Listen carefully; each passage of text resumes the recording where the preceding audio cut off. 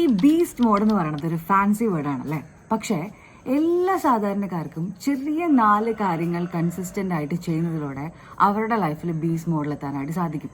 അതിനാദ്യം beast mode എന്താണെന്ന് നമ്മൾ മനസ്സിലാക്കണം. ബൈ ഡെഫിനിഷൻ ബീസ്റ്റ് മോഡ് എന്ന് വെച്ചാൽ ഒരാൾ അയാളുടെ ജീവിതത്തിലെ സൂപ്പർ ഹ്യൂമൻ എബിലിറ്റിയിലേക്ക് അല്ലെങ്കിൽ സൂപ്പർ ഹ്യൂമൻ മൈൻഡ് സെറ്റിലോട്ട് കടക്കുന്ന ആ ഒരു ടൈമാണ്. എന്ന് വെച്ചാൽ നമ്മൾ ഏറ്റവും എനർജറ്റിക് ആയിട്ടും ഏറ്റവും എഫിഷ്യൻ്റ് ആയിട്ടും ജീവിച്ചു കൊണ്ടിരിക്കുന്ന ആ ഒരു കാലഘട്ടം. ഇപ്പോൾ കേൾക്കുമ്പോൾ പറയും, അയ്യോ നമ്മളെ കൊണ്ട് ഈ പരിപാടി ഒന്നും കൂട്ടിയാൽ കൂടില്ല എന്നുള്ള കാര്യം. പക്ഷേ നിങ്ങൾ ഇന്ന് ആരാധിക്കുന്ന സക്സസ്ഫുൾ ആയിട്ടുള്ള ഒരുപാട് ആളുകൾ ഇത്തരത്തിൽ കൊച്ചു കാര്യങ്ങൾ ജീവിതത്തിൽ മാറ്റം വരുത്തിക്കൊണ്ടാണ് അവരുടെ ബീസ്റ്റ് മോഡിലോട്ട് കടന്നത്. അതായത് ജെയിംസ് ക്ലിയറിന്റെ അറ്റോമിക് ഹാബിറ്റ്സ് എന്ന് പറയുന്ന പുസ്തകത്തിൽ പറഞ്ഞിട്ടുള്ളത് പോലെ ടൈനി ചേഞ്ചസ് റിമാർക്കബിൾ റിസൾട്ട്സ് എന്ന് പറയുന്ന ആ ഒരു ഫോർമുല ഫോളോ ചെയ്തു പോയവരാണ്. അപ്പോൾ ജീവിതത്തിൽ ഏതെങ്കിലും ഒരു ദിവസം ഫുൾ ബീസ്റ്റ് മോഡിലോട്ട് കടക്കണം എന്ന് ആഗ്രഹിക്കുന്ന അംബീഷ്യസ് ആയിട്ടുള്ള ഒരു വിദ്യാർത്ഥിയോ എംപ്ലോയിയോ ആണ് നിങ്ങളെങ്കിൽ നിങ്ങൾ ചെയ്യേണ്ടുന്ന task number 1 make your bed എന്നുള്ളതാണ്. എന്ന് വെച്ചാൽ പ്രത്യേകിച്ച് ഭാരിച്ചതായിട്ടൊന്നും നമുക്ക് ചെയ്യാനില്ല. രാവിലെ എഴുന്നേറ്റ ഉടൻ നമ്മൾ നമ്മുടെ കിടക്കയൊക്കെ മടക്കി ഒതുക്കി വിരിക്കുന്നു. ഇത് ചെയ്യുന്നതിലൂടെ നമ്മൾ ഓരോ ദിവസവും ജീവിതത്തിൽ ഓരോ ദിവസവും വിജയിച്ചുകൊണ്ടാണ് തുടങ്ങുക എന്നാണ് എക്സ്പേർട്സ് പറയുന്നത്. വേറൊന്നുമല്ല, നമ്മുടെ ബ്രെയിനിന് ഫസ്റ്റ് ടാസ്ക് അക്കംപ്ലിഷ്ഡ് എന്ന് പറയുന്ന ഒരു ഫീലാണ് അത്രേ ഇത് രാവിലെ തന്നെ ചെയ്യുന്നതിലൂടെ ലഭിക്കാനായിട്ട് പോകുന്നത്. നമ്മൾ പോലും അറിയാതെ ബാക്കി പലതും കംപ്ലീറ്റ് ചെയ്യാനായിട്ടും ബാക്കി പലതും കണ്ടിന്യൂസ് ആയിട്ട് ചെയ്തുകൊണ്ടിരിക്കാനായിട്ടുള്ളതുമായിട്ടുള്ളൊരു മോട്ടിവേഷൻ നമുക്ക് ലഭിക്കുന്നതാണ് അത്രേ. ടാസ്ക് നമ്പർ 2 20 minutes വാക്ക്. നമ്മൾ ട്രാക്ക് സ്യൂട്ട് ഇട്ടുകൊണ്ട് റോഡിലൂടെ ഓടാൻ പോകണം, നടക്കാൻ പോകണം, ജിമ്മിൽ പോയിട്ട് ഹെവി ആയിട്ടുള്ള വർക്കൗട്ട് ചെയ്യണം എന്നൊന്നുമല്ല പറയുന്നത്. നമ്മുടെ വീടിൻ്റെ ടെറസിൻ്റെ മുകളിലോ തൊടിയിലോ നല്ലപോലെ കൈ വീശിക്കൊണ്ട് 20 മിനിറ്റ് നേരം നടക്കുക. ഇങ്ങനെ ഒരു കുഞ്ഞു നടത്തത്തിൽ കൂടെ നമ്മുടെ നല്ല മെൻ്റൽ ഹെൽത്ത്, ഗുഡ് മൂഡ്, നമ്മുടെ ക്രിയേറ്റിവിറ്റി ഇമ്പ്രൂവ് ചെയ്യുക തുടങ്ങിയിട്ട് ഒരുപാട് കാര്യങ്ങൾ സംഭവിക്കുന്നുണ്ടെന്ന് ആയിരക്കണക്കിന് പഠനങ്ങൾ ഓൾറെഡി തെളിയിച്ചിട്ടുള്ളതാണ്. Task number 3 clean your smart phone. നമ്മുടെ ലൈഫിൽ നമ്മൾ പോലും അറിയാത്ത ഏറ്റവും വലിയ വില്ലൻ, നമ്മുടെ സമയത്തിന് കാർന്ന് തിന്നുകൊണ്ടിരിക്കുന്ന ക്യാൻസർ. ഇതൊക്കെയാണ് സത്യത്തിൽ നമ്മുടെ സ്മാർട്ട് ഫോൺ. ഒന്ന് ആലോചിച്ച് നോക്കൂ, രാവിലെ തൊട്ട് രാത്രി വരെ നമ്മൾ ഇൻസ്റ്റഗ്രാമിൽ എത്ര റീലുകളായിരിക്കും സ്ക്രോൾ ചെയ്യുന്നുണ്ടായിരിക്കുക. ഓരോ റീലിനും 30 സെക്കൻഡ് മുതൽ 2 മിനിറ്റ് വരെയോ അതിൽ കൂടുതലോ സമയമുണ്ടെന്ന് വിചാരിക്കാം. അങ്ങനെയെങ്കിൽ ഈ സ്മാർട്ട് ഫോൺ നമ്മുടെ ലൈഫിൽ നിന്ന് ഒരു ദിവസം 100 കണക്കിന് മിനിറ്റുകളാണ് സ്റ്റീൽ ചെയ്തുകൊണ്ടിരിക്കുന്നത്. എനിക്കറിയാം, ഒറ്റ ദിവസം കൊണ്ട് ഈ ഒരു ഫോണിനെ മാറ്റി വയ്ക്കുക എന്ന് പറയുന്നത് ഭയങ്കര പാടുള്ളൊരു പരിപാടിയായിരിക്കും. പക്ഷേ നിങ്ങൾ ഈ ഒരു പ്രശ്നത്തിൽ നിന്ന് ആത്മാർത്ഥമായിട്ട് പുറത്തോട്ട് വരണം എന്ന് ആഗ്രഹിക്കുന്നുണ്ടെങ്കിൽ നിങ്ങൾ ചെയ്യേണ്ടുന്ന ആദ്യത്തെ പരിപാടി സെറ്റിങ്സിൽ പോവുക, നോട്ടിഫിക്കേഷൻസ് തുറക്കുക. WhatsApp, Facebook, YouTube, Amazon, Myntra, Flipkart, Netflix അങ്ങനെ സകല സാധനങ്ങളുടെയും നോട്ടിഫിക്കേഷൻ ഓഫ് ചെയ്ത് വയ്ക്കുക.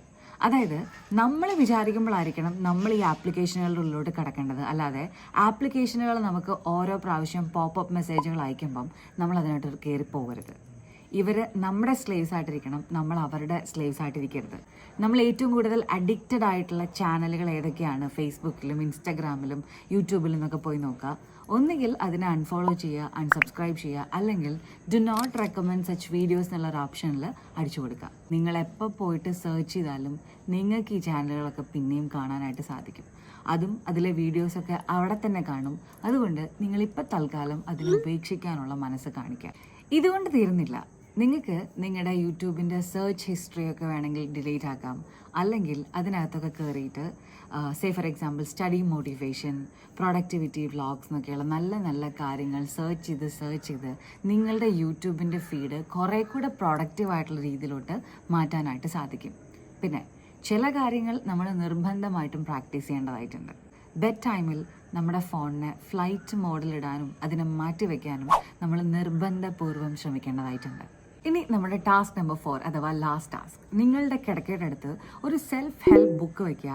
എല്ലാ ദിവസവും രാവിലെയോ വൈകിട്ടോ അതിൽ നിന്നൊരു 3 സെൻറ്റൻസോ 5 സെൻറ്റൻസോ ഒരു പാരഗ്രാഫോ വായിക്കുക എന്നുള്ളതാണ്. അതിൽ കൂടുതൽ വായിക്കാൻ നമ്മൾ ആരോടും നിർബന്ധം പറയില്ല.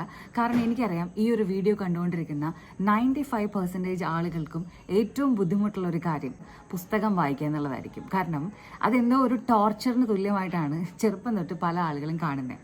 പക്ഷെ നിങ്ങൾ മനസ്സിലാക്കേണ്ട മറ്റൊരു സത്യം, നിങ്ങളുടെ ജീവിതത്തിൽ നിങ്ങളെ സഹായിക്കാൻ നല്ല ഒരു മെൻറ്റർ പോലുമില്ല.